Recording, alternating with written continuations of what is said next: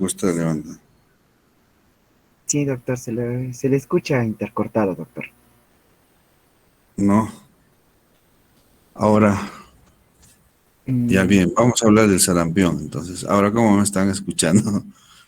Mejorcito, ya, sí, ahora sí, doctor, sí, ya, en partes ya, mejora la línea, creo que en partes se le ya, escucha intercortado. vamos a ir por partes. Ya, Ya, eh,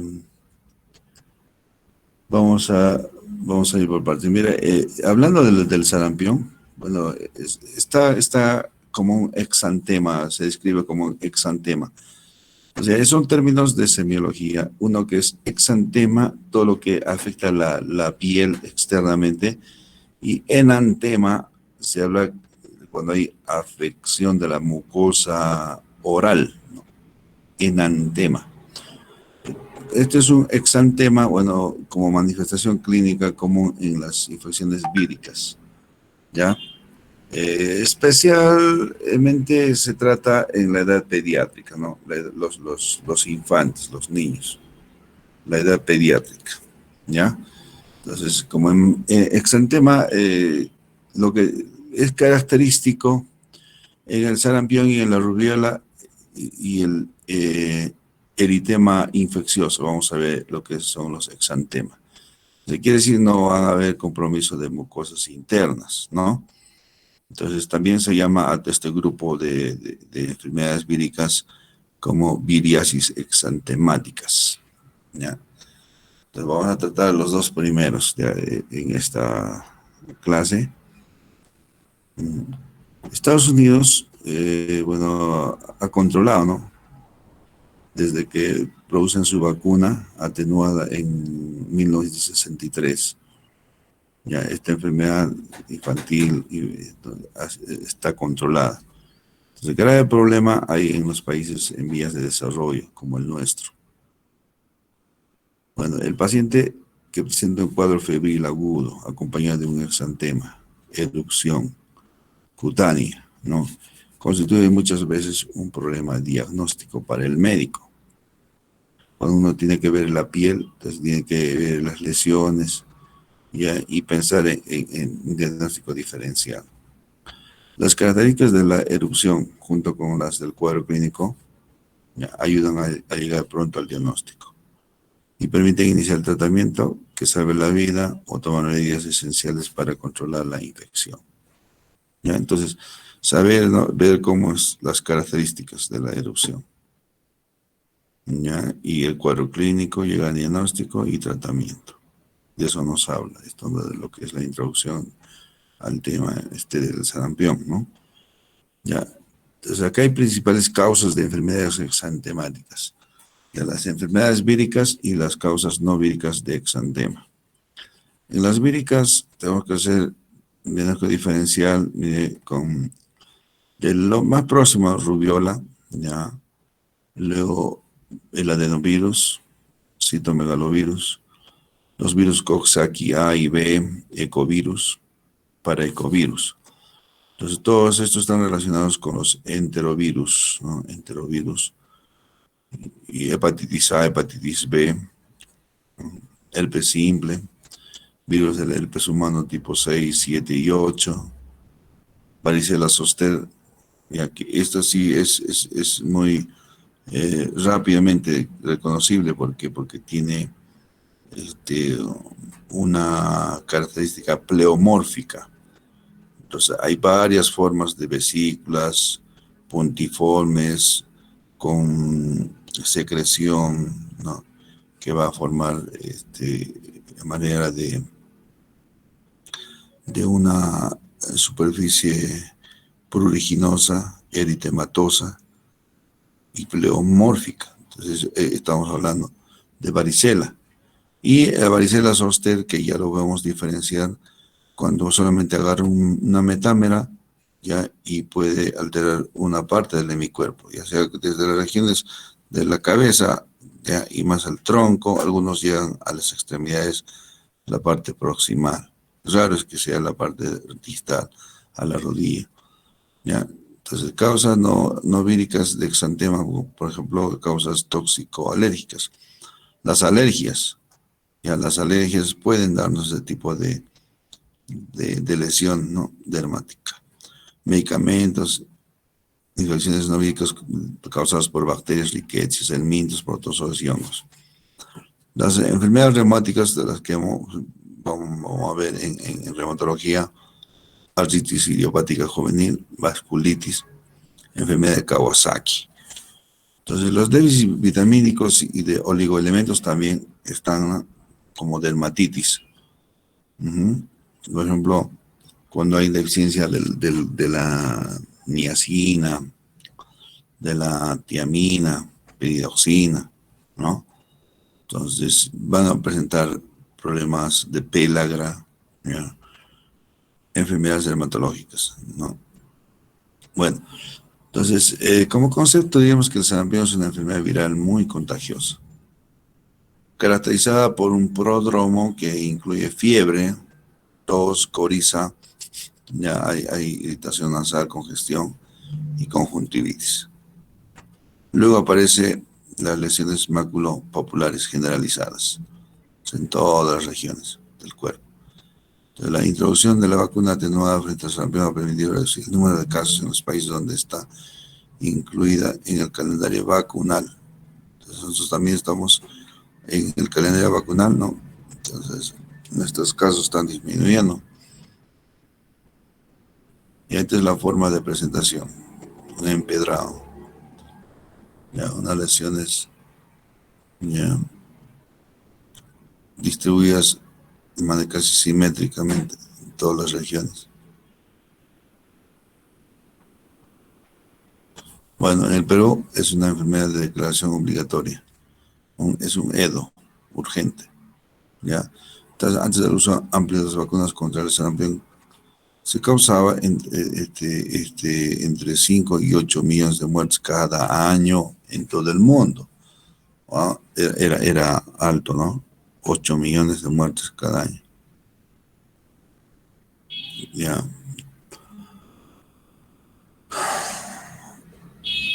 Entonces, este virus del sarampión pertenece al género Morbillivirus, y su familia es el Paramyxoviridae. Entonces, afecta solo a humanos y primates. El hombre es el único huésped natural y se trata de un virus pleomórfico de tamaño variable, de un diámetro de 100 a 250 nanómetros. ¿Ya? Posee una cubierta lipídica. Este virus sí tiene cubierta derivada de la membrana plasmática de las células del hospedador infectadas. Entonces, en cuya superficie se hallan dos glicoproteínas. Una, la hemaglutinina y de fusión. Son dos tipos. ¿Ya? En el interior hay un nucleocápside helicoidal que contiene a la nucleoproteína única o unida a la única cadena de RNA del genoma. Es un virus con envoltura no segmentado con ARN antisentido monocatenario. Codifica al menos 8 proteínas estructurales. ¿Ya? En la epidemiología podemos ver los picos de la incidencia al final del invierno y durante la primavera. Hay brotes epidémicos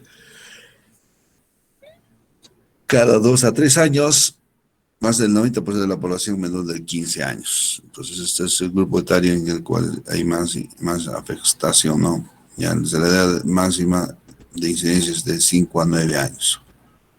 El pico de incidencia ha cambiado y afecta a lactantes entre 6 y 16 meses, año y medio. El sarampión es una enfermedad contagiosa que afecta a más del 75% de los individuos susceptibles. ¿Cómo se transmite? Por vía aérea, contacto directo, aerosoles. Ya, por inhalación de estas partículas durante las horas siguientes a su expulsión. Ya, vía aérea. Uh-huh. Y el virus del sarampión entra en el organismo por la nasofaringe. Entra por la nasofaringe. ¿Ya?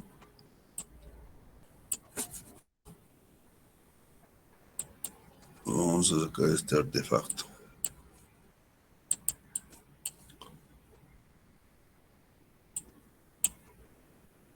Por la nasofaringe.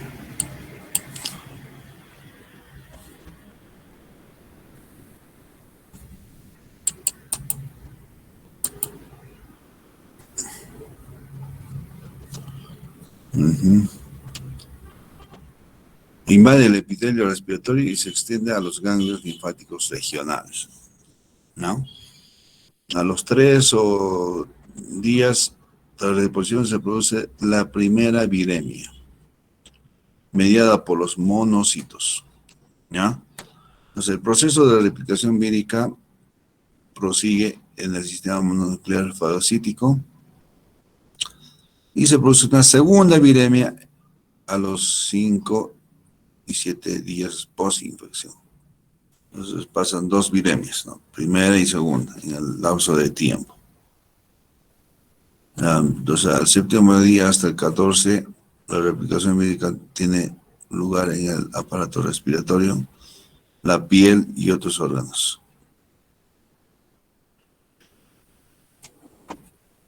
Como resultado del último proceso son las manifestaciones clínicas características, ¿no? Cuadro catarral, fiebre y exantema.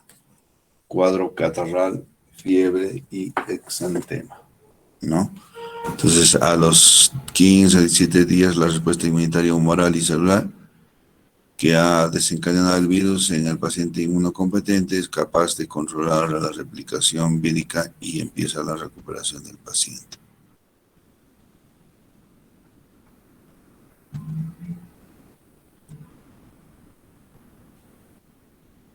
¿Ya?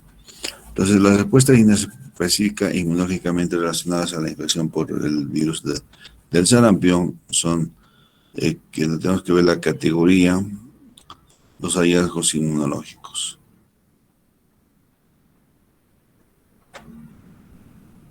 Ya los leucocitos. Bueno, en la parte de inmunología hay defecto en la motilidad del neutrófilo. Ya. Leucopenia. Disminución de linfocitos T y B.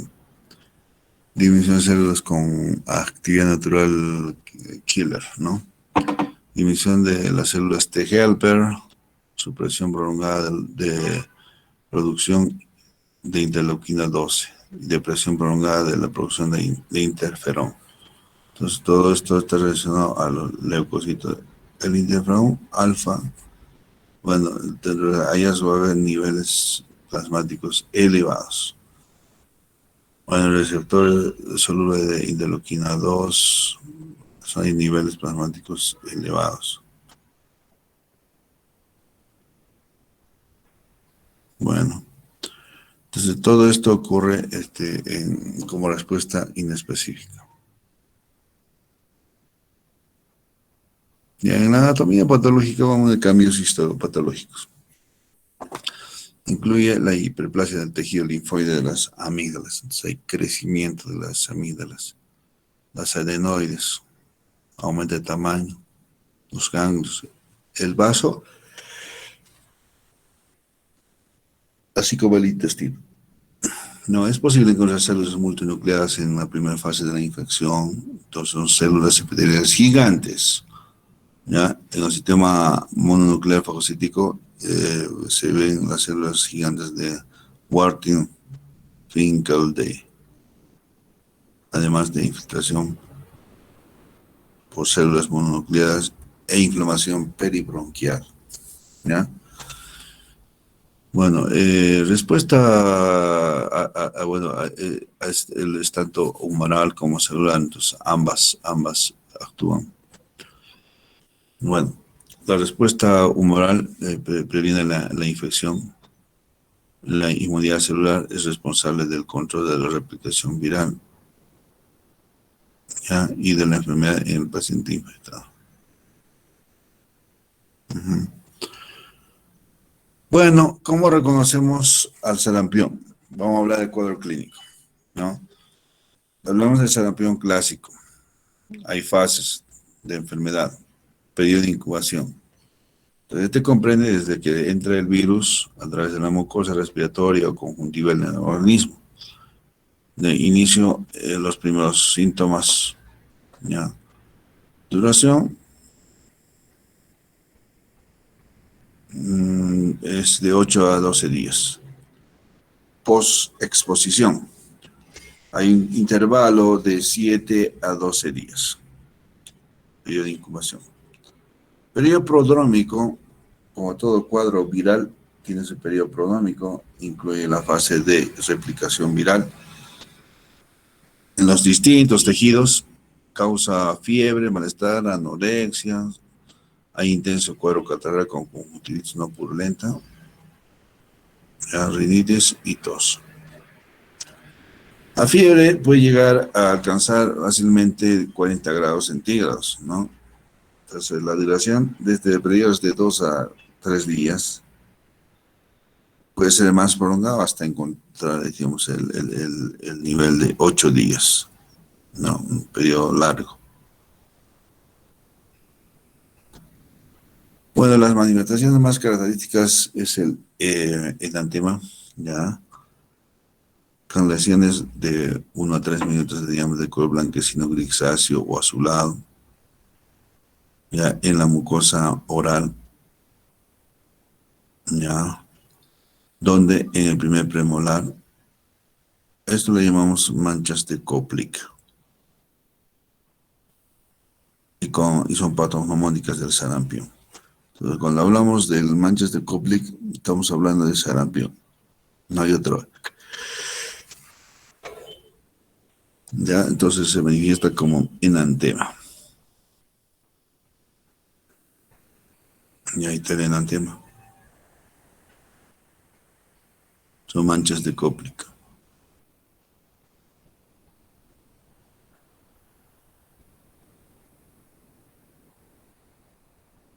Ya, entonces esto nos vemos como un enantema.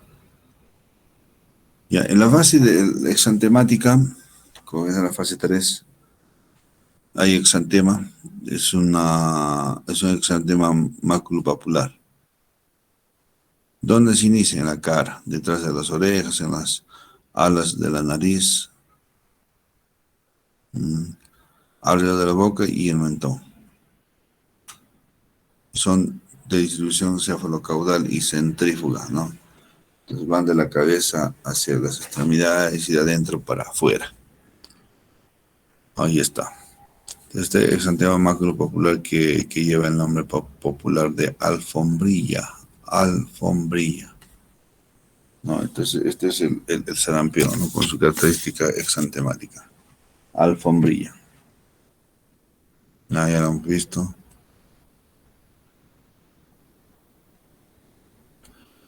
Hay una fase de recuperación que es la cuarta, ¿no? La respuesta inmunitaria del hospedador frente a la infección permite la remisión del cuadro y la recuperación del paciente, ¿ya? También presenta tos que puede durar 1 a 2 semanas más. La persistencia de la fiebre o de la, ¿ya?, recurrencia de la misma obligan a descartar complicaciones asociadas al sarampión. Bien, entonces, ¿qué pasa con los inmunodeprimidos? Con las mujeres gestantes, los pacientes con déficit de vitamina A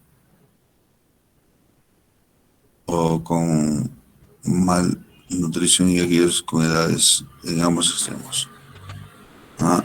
Ancianos y niños.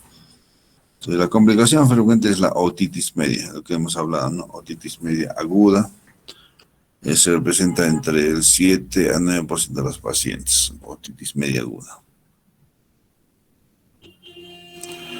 Bueno, la infección de las vías respiratorias inferiores ocurre en un 6%, según la descripción en el libro, ¿no? Entonces, pueden ser estas bronconeumonía,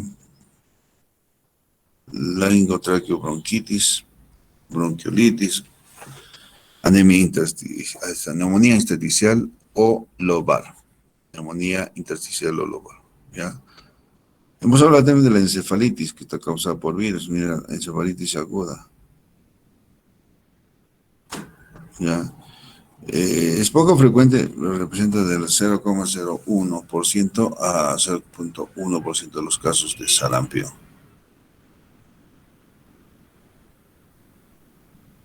¿Ya? Bueno, puede llegar a esta complicación severa.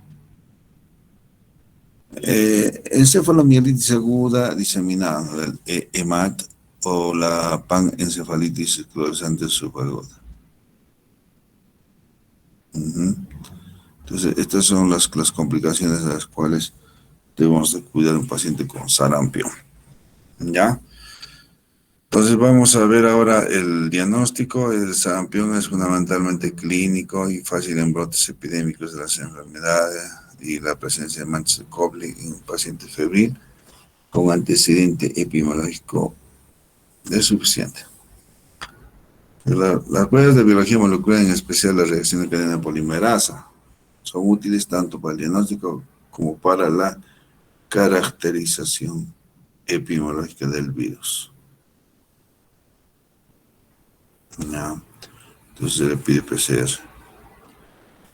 Bueno, la determinación de la IgM específica es la prueba de elección.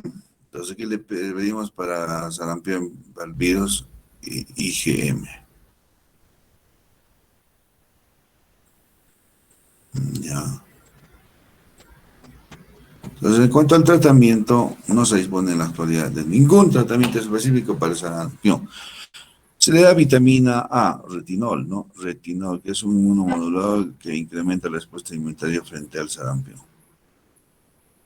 La dosis de vitamina A, el retinol, ya es de 50.000 unidades ya en lactantes de menos de 6 meses, o le damos 100.000 unidades en niños de edad igual o superior a 6 meses e inferior a 11. ¿Ya? Y de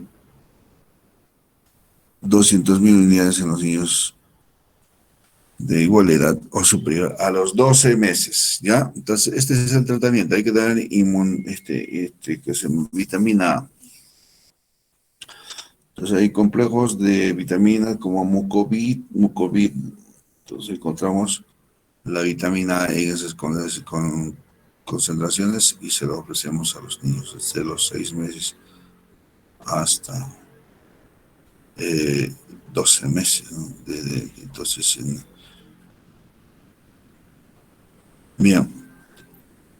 Entonces, con esto ya estamos viendo si hay tratamiento para sarampión, ya, y una buena parte es higiénico-dietética, ya, y cuidar que las lesiones no se sobreinfecten con bacterias como Staphylococcus aureus y otros, ¿no? La higiene, la buena alimentación, hidratación, porque es piel la que se compromete.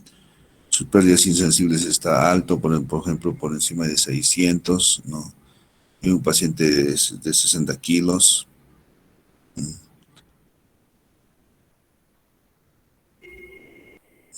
Bueno, hasta acá hemos visto lo que es el sarampión, ¿no? Bueno, algunos tienen una duda, entonces tienen que ir a ver estas enfermedades eruptivas. Bueno, se habla posteriormente del otro cuadro que tenemos que conocer también, varicela, rubiola. Entonces vamos a hablar de la varicela, la rubiola. ¿Ya?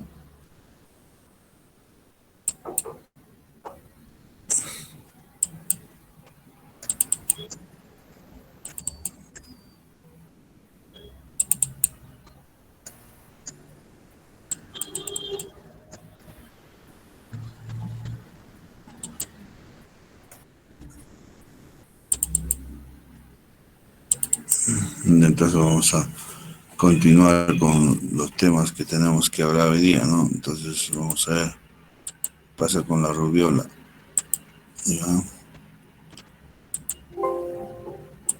La rubiola, ya. ¿Ya están viendo la diapositiva? Aún no todavía, doctor. Está cargando, supongo, doctor. A ver. Rubiola.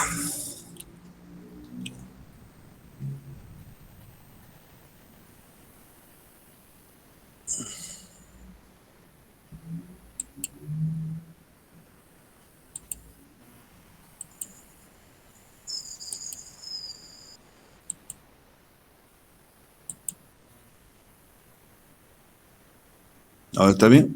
Ahora está ahora sí. Excelente, doctor. Ya Bien. vamos a hablar un poco de la rubiola ya, porque también acompaña como llamado también el sarampión alemán, ¿no? Es una infección exantemática viral aguda de niños y adultos, ¿ya? Los síntomas clínicos característicos de esta enfermedad son el exantema, ¿no? Fiebre y linfadenopatía, y recuerda un caso leve de sarampión, ya así como hemos visto de alfombrilla, ¿no? Que produce la lesión dermatológica en sarampión.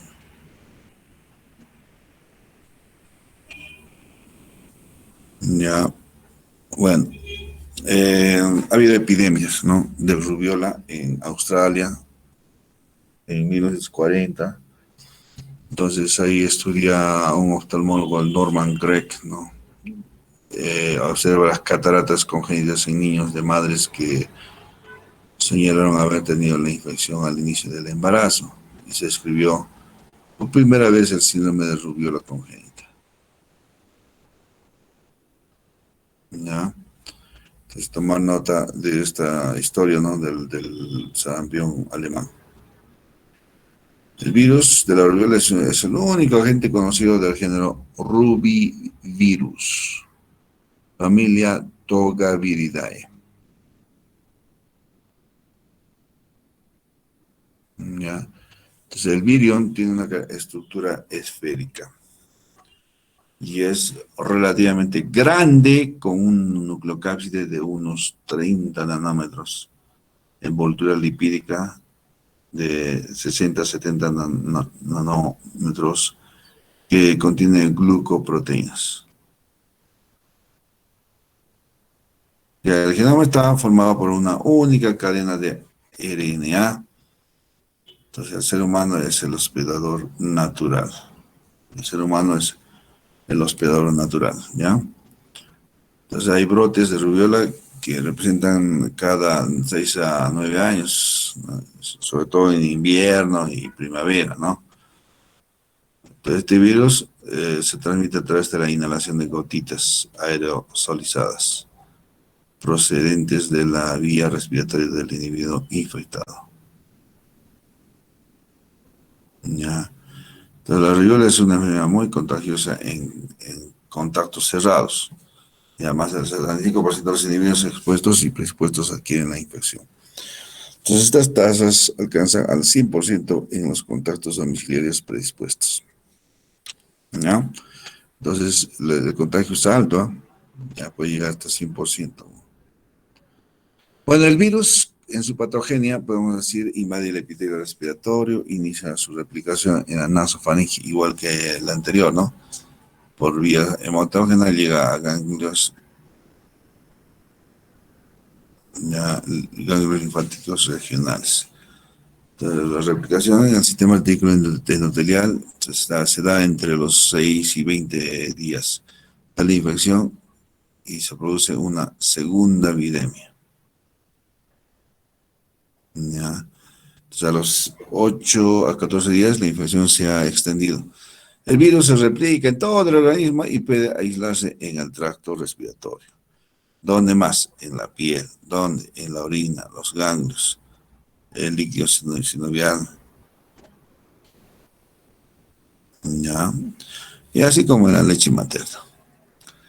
Entonces, es un exantema que se considera una de las manifestaciones mediadas por Inmunológicamente, ¿no? Pues la aparición del mismo coincide con el desarrollo de anticuerpos neutralizantes y de los que inhiben la hemaglutinina viral por parte del paciente. Ya. Bueno, entre el cuadro clínico decimos hay 14, 21 días. Entonces ahora hay una media de 18 días. Entonces se habla de un periodo prodrómico que está entre los primer y 5 días antes del inicio del exantema de los pacientes, que puede presentar fiebre, dolor ocular, artralgias, odinofagia, adenopatías y molestias gastrointestinales. Entonces, en los lactantes y niños, a diferencia de los adolescentes y adultos, no suelen presentar sintomatología. Uh-huh. Y ahora vamos a ver el exantema, que constituye la manifestación más característica de la enfermedad, la rubiola. O sea, el exantema se inicia en ¿dónde? En la cara. Se va en sentido cefalocaudal y en las 24 horas se afecta todo el cuerpo con predominio en el tronco y caras de extensión de las extremidades. El exantema es por lo general eritematoso y maculopapular, ojo. No obstante, en algunos pacientes el aspecto puede variar y ser escarlatiforme. Tienen máculas, morbiliforme, incluso en adolescentes confundirse con el acné. Los adultos pueden referir, ya. Además, presenta un leve enantema en paladar blando. Entonces, enantema, según las manchas de Froschheimer. ¿Ya? Le dan por su nombre a este tipo de alteración. ¿Mm? Bueno, en el cuadro clínico, ¿qué podemos decir? Que hay fiebre. Bueno, llega a 39 grados, pero no pasa, ¿no? Aumenta el tamaño de los ganglios linfáticos, en especial los suboccipitales y retroauriculares. Ahí el signo de Teodor. Uh-huh. Hay aumento de tamaño de los ganglios y si persiste entre los 5 y 8 días, puede preceder al exantema y generalizarse. Uh-huh. Bueno, dentro de los ganglios, cuando se aumenta de tamaño, están entre los 5 a 8 días. Uh-huh. Y luego aparecen exantemas y generalizarse. Bien. Continuamos con el cuadro clínico, ¿no? Entonces, la infección durante el embarazo, debido al riesgo de afección fetal, la transmisión del virus de la rubiola al feto se produce ¿cuándo? Del 5º al 7º día después de la infección materna y durante la diseminación de la infección. Si la infección materna se produce antes de las 8 semanas de gestación, el efecto citopático directo del virus sobre los vasos sanguíneos y las células del feto afectará el... Ya. Bueno, ¿dónde vamos a encontrar acá malformaciones? Ya, entonces, dentro de las 8 semanas de gestación.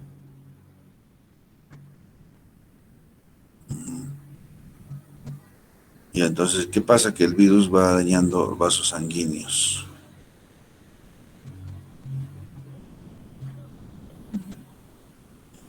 Uh-huh. Si va a afectar los vasos sanguíneos, ¿qué va a pasar con el feto?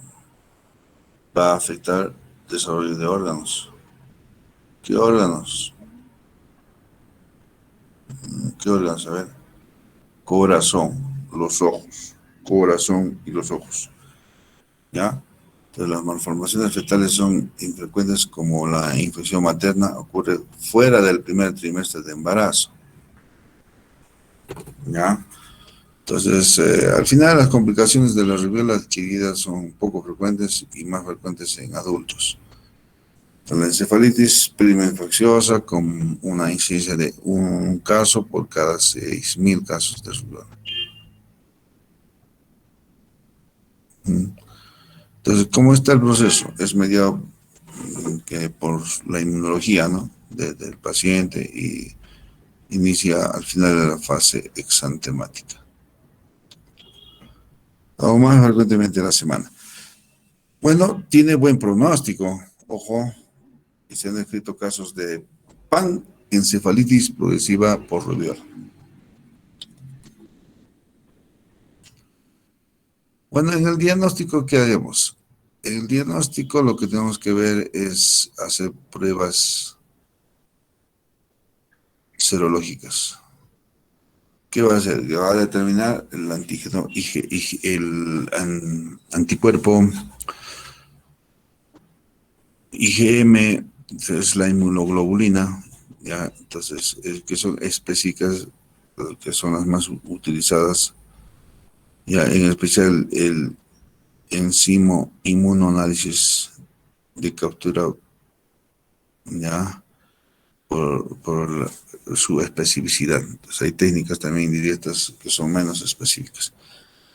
Cuando ya se determina y también la IgG específica en el diagnóstico, si se demuestra un incremento de al menos 4 veces el título entre la determinación de la fase aguda y la realizada 2 a 4 semanas después, puede utilizarse también la avidez de la IgG, ¿ya? La IgG. Entonces acá tenemos que ver las inmunoglobulinas, ya, que se asocian a su estudio. También otra vez decimos que la técnica PCR, ya. ¿Qué pasa con el PCR? Hay que identificar el genoma viral. En la secreción nasofaringeas de líquido de gestantes o de líquido amniótico, la placenta, de la sangre del cordón u otras muestras del recién nacido. ¿Ya? Entonces hay que ver por PCR el genoma viral. Bueno, si queremos hablar del tratamiento para esta enfermedad rubiola, no es específico. Y más tratamiento es sintomático. Pues hay que darle Panadol, antitérmicos al pacientito. Darle para la fiebre también, si es por encima de 38, 39, repriman antalgina. ¿Ya? Y con eso va a mejorar este síntoma. ¿Ya? Y el paciente tiene que pasar por todo el periodo, ¿no?, de las fases para poder ver su recuperación. Entendible. Y entonces, hay profilaxis para la rubiola, sí. Hay una vacuna que es muy alta su protección. Entonces llega al 95% de las cadenas de los pacientes vacunados a partir de los 12 meses de edad desarrollan anticuerpos protectores, y con el fin de asegurar una completa protección a las mujeres cuando alcanzan la edad fértil, se recomienda una segunda dosis de vacuna, ojo, para que no haya situaciones congénitas con rubiola. Entonces, la primera dosis se necesita a los 14, 12, 15 días o 15 meses, ¿ya? Y la segunda a los 13, 6 años. Refuerzo en los niños, ¿ya? Entonces, los efectos adversos de la vacuna son mínimos y está contraindicada durante el embarazo. O sea, durante el embarazo no se puede vacunar, ¿ya? Solo después del parto. ¿Ya? Entonces hay que administrar IgG en las dosis de 0,5 mililitros por kilogramo de peso, que puede disminuir el riesgo de infección, ya, la viremia, los individuos afectados, los que favorecen la eliminación del virus.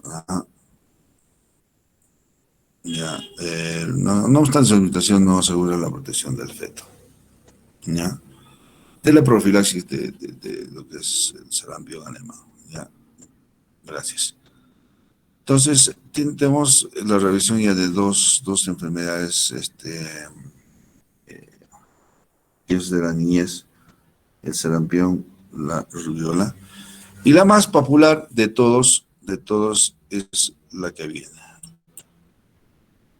¿Quién no ha conocido esta enfermedad eruptiva? ¿Ya? Ustedes lo han pasado, ¿no? Ya, entonces la varicela. Entonces, si se habla de la varicela, también se denomina viruelas locas, ¿no? Ya es la infección primaria y se produce como consecuencia de la exposición al virus de una persona susceptible. Entonces, la varicela es ubicua, se puede localizar en varias regiones, ¿no? Y extremadamente contagiosa. En la mayoría de los casos se trata de una enfermedad leve, ¿eh? Que no causa mortalidad, morbilidad podría causar. Entonces tenemos que hablar del exantema generalizado, ¿ya? Rápidamente vamos a terminar con este virus, la revisión de la varicela zoster, ¿ya? Entonces, desde comienzos del siglo XX, las similitudes en las características histopatológicas de las lesiones cutáneas y en los estudios epidemiológicos y inmunológicos indicaban que la varicela y el herpes zóster estaban causados por el mismo virus. Eso se creía. A ver, vamos que se comprueba, ¿no? Entonces se aísla el virus de la varicela zoster en el año del 58 y que permite la identificación de la biología del virus. Que ahora también hacia el 1958 Weller y colaboradores establecieron que no existía ninguna diferencia, ni biológica ni inmunológica, entre los virus aislados en pacientes con estas dos entidades clínicas. Son parientes, son similares, ¿no? Son hermanas, ¿ya? Doctor, disculpe. Sí. Doctor, disculpe, no sé si soy yo, pero no veo las diapositivas de varicela.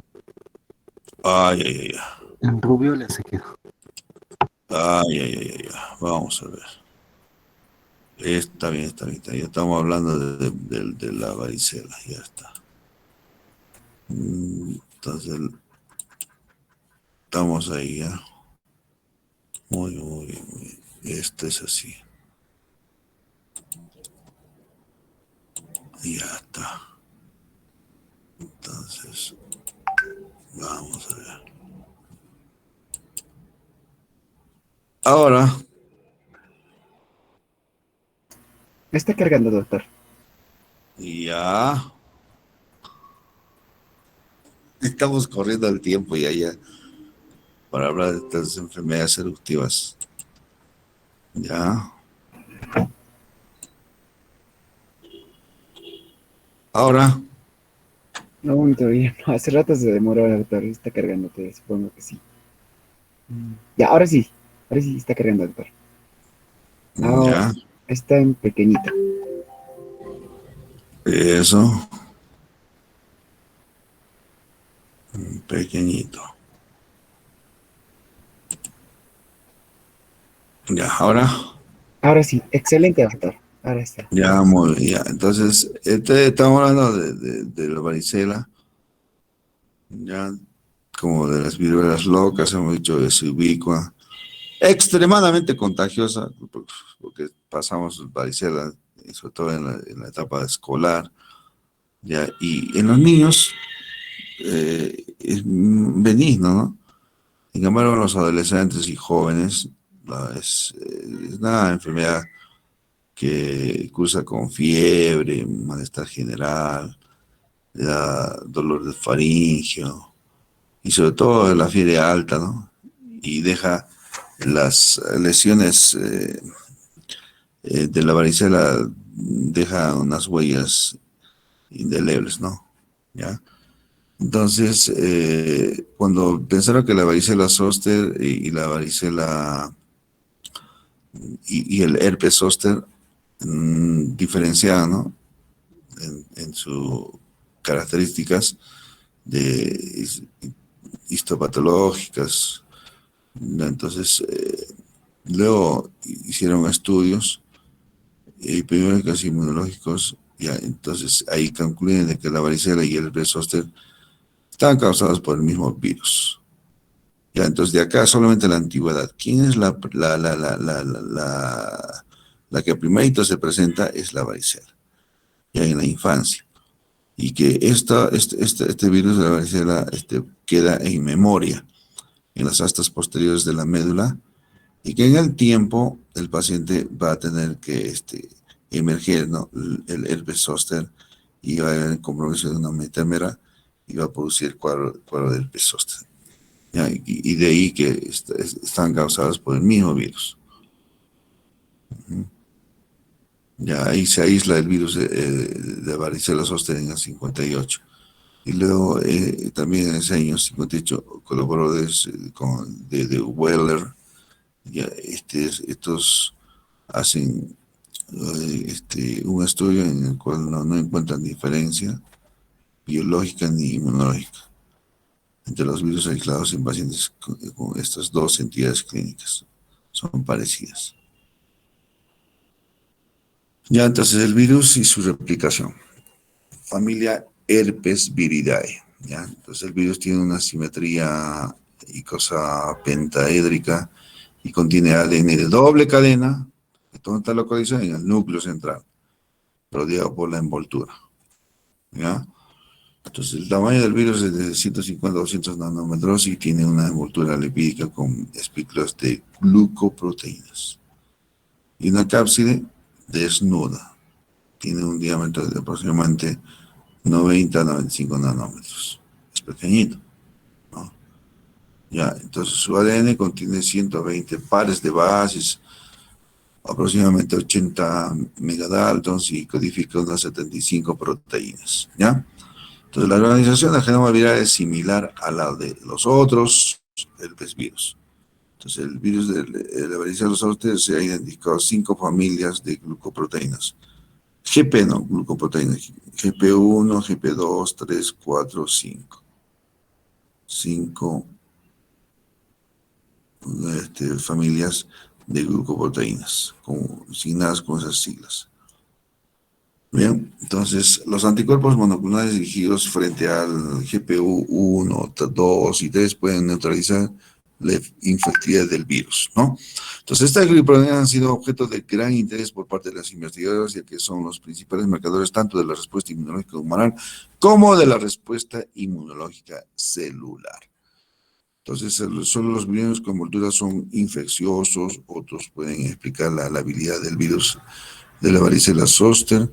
La envoltura es sensible al detergente y el éter y el aire seco, ¿ya? Entonces, la varicela zoster posee un elevado grado de asociación celular y se extiende de célula a célula por contacto directo. Bueno, la inmunofluorescencia específica del virus se puede detectar en las células contiguas al foco inicial de la infección, aproximadamente 8 a 10 horas después de la infección. Hay estudios de microscopía electrónica que muestran que la aparición de las partículas virales inmaduras en las 12 horas siguientes del inicio de la infección. Ojo, ¿ya? Entonces el virus infeccioso se disemina a las células contiguas tras la fusión de las membranas citoplasmáticas, ¿ya? Bueno, en cuanto a su epidemiología de las infecciones por el virus varicela zoster, el hombre es el único, el hombre es el único reservorio conocido de la varicela zoster. Entonces se produce tras la exposición de la persona susceptible y seronegativa a la varicela zoster y representa la forma primaria de la infección. Es una infección primaria. Bueno, se asume que el virus se propaga por vía respiratoria y se replica en la nasofaringe o en el tracto respiratorio superior. Entonces, en muy pocas ocasiones es posible recuperar el virus en personas que están incubando el virus de varicela zoster. Bueno, en cuanto también a su epidemiología, diremos que Se vuelve epidémico en las personas susceptibles durante los climas del invierno y el principio de la primavera. El contacto íntimo parece el factor determinante como clave de la transmisión. Bueno, en su patogenia, la varicela se produce en personas susceptibles, ¿ya? Que han estado expuestas al virus después de un contacto personal estrecho. ¿Ya? Entonces, los varicela afectan ¿a dónde? A la dermis, las vesículas. Afectan a la dermis. Entonces, a medida que la replicación viral progresa, las células epiteliales sufren cambios degenerativos, se caracterizan por balonización celular y posterior aparición de células gigantes multinucleadas e inclusiones intranucleares eosinofílicas prominentes. ¿Ya? Entonces, al irse desarrollando la vesícula, el líquido se vuelve turbio como consecuencia de la aparición de leucocitos polimorfos nucleares, células degeneradas y fibrina. ¿Ya? La transmisión se realiza por vía respiratoria y a continuación se produce la replicación localizada en una zona indefinida, lo que establece la colonización del sistema retículo endotelial. Y por último, da la viremia. Circulan los viriones a través del plasma en el sistema circulatorio. Bueno, cuando hay viremia, entonces esto hace que apoye la naturaleza dispersa y difusa de las lesiones cutáneas, ¿ya? Y se puede verificar en determinados pacientes mediante la recuperación del virus a partir de la sangre. Bueno, se ignora el mecanismo por el que la reactivación del virus de la varicela zoster se produce la aparición de herpes zóster. ¿Ya? Entonces, ese mecanismo está un poco descrito, pero no se dice mucho de esto. ¿Ya? ¿Qué tiene de clínica? Es benigno, autolimitado en niños inmunocompetencia. ¿Ya? La incidencia ha disminuido en forma drástica gracias a la aplicación de la vacuna. Hay vacuna para varicela zoster, ¿no? Entonces, la representación de la varicela se produce a través de la aparición de exantema, febrícula y malestar. ¿Ya? El exantema pleomórfico. Entonces, en un pequeño número de pacientes aparecen síntomas prodrómicos 1 a 2 días antes del inicio del exantema. Claro, el primer día, el segundo día hay fiebre intensa, 40 grados de temperatura. Y luego empieza el inicio del exantema. Pero las lesiones se pueden encontrar también en la mucosa de la orofaringe e incluso en la vagina. Sin embargo, estas localizaciones afectan con menor frecuencia. Las costras caen por completo a la primera y segunda semana, después del inicio de la infección. ¿Ya? Y dejan un área ligeramente deprimida en la piel, un hoyo, ¿no?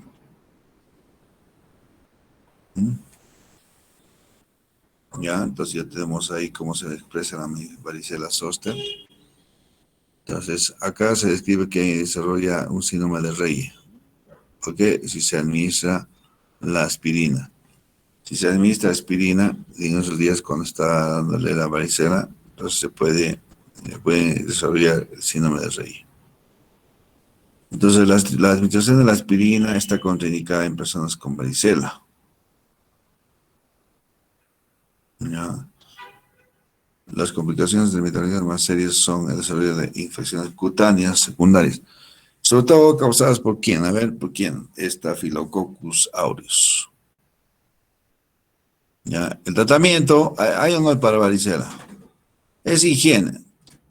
Hay que darle baños, ya, líquidos astringentes, cortarle la uña de los dedos, evitar una fuente de infección bacteriana secundaria asociada al rascado de las lesiones cutáneas pruriginosas. Ojo, hay prurito. Te puede ser que el paciente quiere darse un alivio, ¿no?, con las uñas. Ya, entonces el prurito se puede reducir mediante el vendaje tópico o la administración de fármacos antipruriginosos, como cuáles los antihistamínicos. Bueno, en los pacientes con varicela se puede usar paracetamol para ya, bajar la fiebre. Ya. Bueno, debido a la asociación establecida entre el síndrome de Rey y la aspirina, es menos usar la aspirina, ¿no? Aunque antiguamente, antes de que se conozca evidentemente este síndrome de Rey, los médicos sí aconsejaban hacer gárgaras con aspirina. O sea, de un vaso de agua tibia, colocar una tableta de aspirina, diluirla, y luego darse dos tomas de esa mezcla con aspirina, ¿ya? Y hacer gárgaras. ¿Ya? Entonces, de esa manera, localmente se podía disminuir las prostaglandinas y aliviar el dolor oronfaringio. Ya, eso es en cuanto a lo que viene a ser el tratamiento de las molestias que causa la varicela zoster. ¿Ya? Bueno, se le puede ofrecer también aciclovir a los niños, ¿no? A los adolescentes y adultos previamente sanos. Bueno, acorta la duración de la formación de las lesiones en aproximadamente un día. O sea, con aciclovir, sin aciclovir, varía un día. Y reduce el número total de nuevas lesiones en aproximadamente un 25%, ¿sí? Baja la cantidad de lesiones y disminuye los síntomas sistémicos en un tercio de los pacientes. ¿Ya? Entonces, estamos ya terminando esta parte de la varicela zoster, ya, y al final les voy a decir gracias. Ya, entonces hemos terminado nuestra clase. Ya, estas 3 enfermedades eruptivas de la niñez y también como la varicela zoster da en el adulto,